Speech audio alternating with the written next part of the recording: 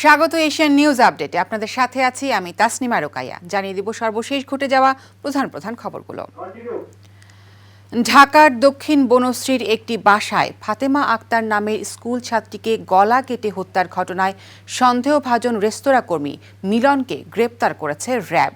সকালে র্যাব এক খুদে বার্তায় এই তথ্য জানিয়েছে। এর আগে শনিবার বিকেলে দক্ষিণ বনশ্রীর এল ব্লকের প্রীতম ভিলা থেকে ওই স্কুল ছাত্রীর মরদেহ উদ্ধার করা হয়।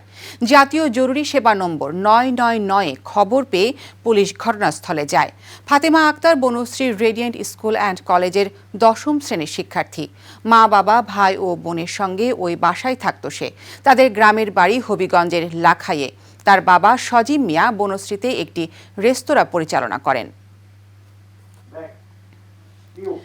নির্বাচন কমিশনে শুরু হয়েছে ত্রয়োদশ জাতীয় সংসদ নির্বাচনে মনোনয়নপত্র বাছাইয়ে রিটার্নিং কর্মকর্তাদের সিদ্ধান্তের বিরুদ্ধে করা আপিলের শুনানি।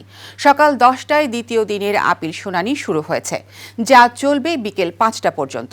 নির্বাচন কমিশন সূত্রে জানা গেছে, আজ ১৪১ থেকে ২১০ নম্বর আপিল শুনানি অনুষ্ঠিত হবে, আর মঙ্গলবার ২১১ থেকে ২৮০ নম্বর আপিলের শুনানি অনুষ্ঠিত হবে। এতে দেশের বিভিন্ন অঞ্চলের প্রার্থীরা রিটার্নিং কর্মকর্তার সিদ্ধান্তের বিরুদ্ধে নিজেদের অবস্থান তুলে ধরতে পারবেন।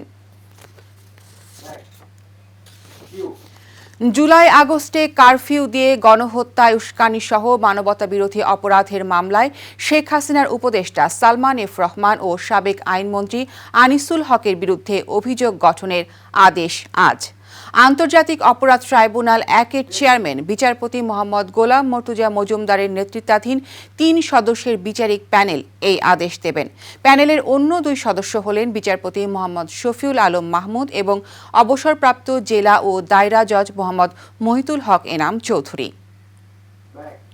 দর্শক, এই ছিল এশিয়ান নিউজ আপডেট। আমাদের পরের আয়োজন দেখার আমন্ত্রণ রইল। ধন্যবাদ সাথে থাকার জন্য।